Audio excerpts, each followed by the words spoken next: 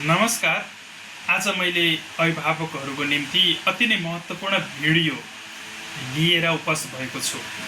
अभिभावकहरूको चाहना आफ्ना नानी बाबुहरूको उज्जवल भविष्य हो र अभिभावकहरूले पूरा गर्न नसकेका कामहरू अब नानी बाबुहरूले गर्छन् भन्ने एउटा आशा हुन्छ।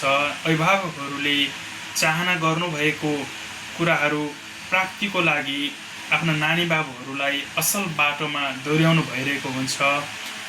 यसको लागि जब नानीहरू ठुलो हुन्छन् त्यतिखेर सिकाउन हुँदैन, उनीहरूलाई सानोमै सिकाउनु पर्दछ। उनीहरूलाई सानो उमेरदेखि नै अभिभावकहरूले एउटा असल बाटो देखाउनु पर्दछ र अभिभावकहरूको नक्कल गर्ने पनि यी ससाना नानीहरूले नै हुन्। त्यस कारणले गर्दाखेरि अभिभावकहरूले नानी बाबुहरूसँग बिताउनु भएको हरेक पल, हरेक क्षणहरूबाट नै उनीहरू प्रभावित हुनुभएको हुन्छ भन्ने कुरो अभिभावकहरू स्वयंले बुझ्नु पर्दछ। र यो कुरो चाहिँ पक्का हो कि ठुलो भएपछि, बुझ्ने भएपछि उसले त आफ्नो के सही के गलत त्यो छुट्याइहाल्नुहुन्छ नि भनेर धेरै अभिभावकहरूले सानो सानो नानीहरूलाई राम्रो कुरा नराम्रो कुरा सबै कुराहरू चाहिँ सिकाइरहनु भएको हुन्छ। त्यसै गरेर हामीले कहिले पनि जानु हुँदैन। उनीहरूलाई उनीहरूको मनोभावना बुझेर हामीले काम गर्नुपर्ने हुन्छ। उनीहरूको जस्तो अभिभावकहरूको मनोभावना के छ, अभिभावकहरूको कार्यदक्षता कस्तो छ, अभिभावकहरूको सोच कस्तो छ, अभिभावकहरूको गराई कस्तो छ, यी कुराहरू जस्तो छ बच्चाको पनि अथवा छोराछोरीको पनि त्यस्तै नै हुने हो, त्यहाँभन्दा फरक चाहिँ हुँदैन। त्यस कारणले गर्दाखेरि हामीले सबै अभिभावकहरूले बुझ्नु यो जरुरी छ कि अभिभावकहरूले बुझ्नु भएको पनि छ अभिभावक शान्त हुनु भएन भने नानी बाबुहरू पनि शान्त हुँदैनन्। अभिभावकहरूले सही मार्गमा नानी बाबुहरूलाई हिँड्नको लागि प्रेरित गर्नुभएको छैन भने नानी बाबुहरू त्यो बाटोमा हिँड्नलाई त्यति इच्छा पनि गर्नुहुन्न र विद्यालयमा पनि त्यसले असर पुर्याउँदछ। विद्यालयमा शिक्षक शिक्षिकाहरूलाई पनि धेरै गाह्रो पार्दछ त्यो कुराले। त्यस कारणले गर्दाखेरि नानी बाबुहरूको एउटा हुर्काउने बढाउने कुराहरूमा चाहिँ अभिभावक धेरै नै सचेत हुनुपर्ने देखिन्छ अहिलेको समयमा। त्यस कारणले गर्दाखेरि नानी बाबुहरूलाई हामीले अरूसँग कहिले पनि तुलना गर्न हुँदैन। जस्तो कि आफ्नै परिवारभित्रको सदस्यहरूसँग पनि तुलना गरेर उनीहरूको मनोभावना गिराउने, मनोभावनालाई अझै निरुत्साहित पार्ने कामहरू हामीले गर्नु हुँदैन। र अर्को कुरो हामीले बुझ्नुपर्ने कुरा छ, उनीहरूलाई होच्याउनु हुँदैन।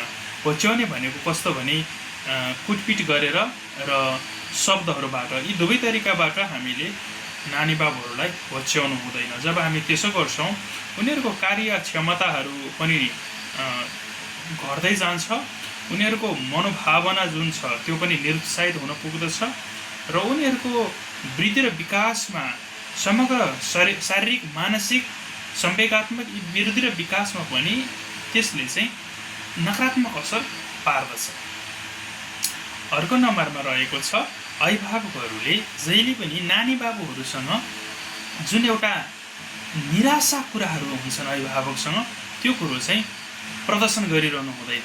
किनभने नानी बाबुहरू भनेको हाम्रो आशाको केन्द्रबिन्दु पनि हुनुहुन्छ र आशा यदि नानी बाबुहरू हुनुहुन्छ भने हामी अभिभावक सबैजना आशावादी हुनुपर्छ।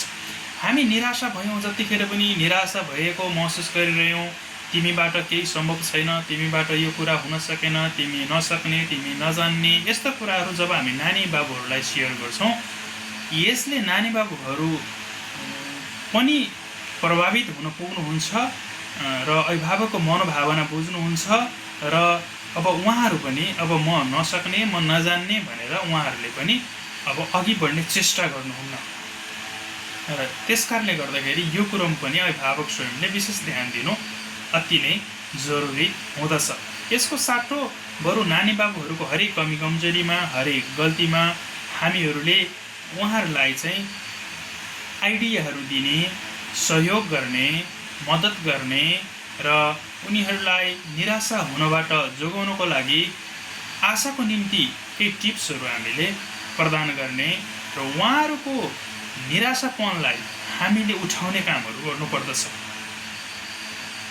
झन् रिजल्ट हेरेर अनि हामीले उनीहरूलाई उल्टै गाली गर्ने त्यस्तो कुराहरू चाहिँ हामी अभिभावकहरूले कहिले पनि गर्नु हुँदैन। र अभिभावकहरूले यस्तो कुराहरू गर्नुभयो भने झन् चाहिँ अभिभावककै जुन एउटा पर्सनालिटी छ त्यो कुरो नानी बाबुहरूले पनि सिक्नुहुन्छ। यो एक प्रकारको चाहिँ अनहेल्दी किसिमको कोपिङ मेकानिजम हो। हामीहरूले यसलाई चाहिँ नानी बाबुहरूलाई हाम्रो जुन एउटा स्वभाव छ त्यो कुरो उता सर्न सक्ने प्रबल सम्भावना पनि रहेको हुन्छ। त्यसकारणले गर्दाखेरि यस्तो खालको चाहिँ डिसअर्डरहरू नानी बाबुकोमा सर्यो भने पछि गएर उहाँहरूको पनि मेन्टल हेल्थमा असर हुन पुग्दछ। त्यसकारणले गर्दा अभिभावकहरूको निम्ति यो अति नै महत्त्वपूर्ण भिडियो रहेको छ। अर्को कुरो, नानी बाबुहरूले व्यङ्ग्य गरेर भन्यो भने बुझ्नुहुन्न अथवा घुमाएर गाली गर्यो भने बुझ्नुहुन्न भन्ने कुराहरू पनि सोच्छौँ। जब नानी बाबुहरूको काहीँ कतै कमी कमजोरी भएका हुन सक्छन् र उनीहरू डर मानिसक्नु भएको हुन्छ र हामीले उनीहरूलाई घुमाएर गाली गर्नु हुँदैन। कति अभिभावकहरूले होइन के ल्याइदिउँला भन्नुभएको हुनसक्थ्यो, पास हुनुभयो भने केही ल्याइदिन्छु भन्नुभएको हुनसक्छ, अनि पछि ल्याइदिनुहुन्न, अनि पछि म पछि ल्याइदिन्छु झन् पछि ल्याइदिन्छु भन्नुभएको हुनसक्छ। यस्तो कुराहरू पनि बुझ्नुहुन्छ र यसले पनि उनीहरूको मनोभावनामा असर पुगिएको हुन्छ। यो कुरा पनि हामीले विचार गर्नुपर्दछ।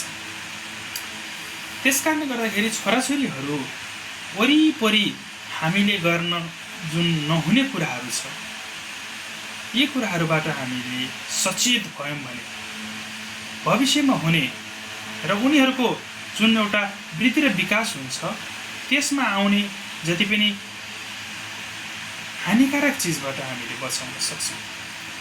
त्यसकारणले गर्दाखेरि नानी बाबुहरूको बिचमा आउने हानिकारक विचारहरू, भावनाहरू, विभिन्न किसिमको परिस्थितिहरूबाट हामीले बचाउनको लागि नानी बाबुहरूको अगाडि यी र यस्ता केही कुराहरू गर्न नहुने रहेको छ। नानी बाबुहरूको अगाडि अरूसँग तुलना नगर्ने, उनीहरूलाई कहिले पनि नहोच्याउने, अरूहरूको नेगेटिभ कुराहरू नानी बाबुहरूको अगाडि नगरिदिने है। यसो गर्नाले पनि उनीहरूको अब जुन एक प्रकारको वृद्धि विकास भइरहेको हुन्छ, मानसिक वृद्धि विकास, यसमा उहाँहरूको हानिकारक विचारहरू आउँदैन है, यसमा उहाँहरूको हानिकारक भावनाहरू आउँदैन। यसमा चाहिँ उहाँहरूले हानिकारक परिस्थितिहरू फेस गर्नु पर्दैन। यति राम्रो कुराहरूलाई हामीले ध्यान दिनुपर्दछ। अभिभावकहरूले यो कुरामा पनि विचार गर्नुपर्दछ। त्यसकारणले गर्दाखेरि अभिभावकहरूले नानी बाबुहरूको अगाडि गरेको हरेक क्रियाकलापहरू अति नै महत्त्वपूर्ण हुन्छन् भन्ने यो छोटो सन्देश दिँदै बिदा हुन्छु। हस्त, नमस्ते।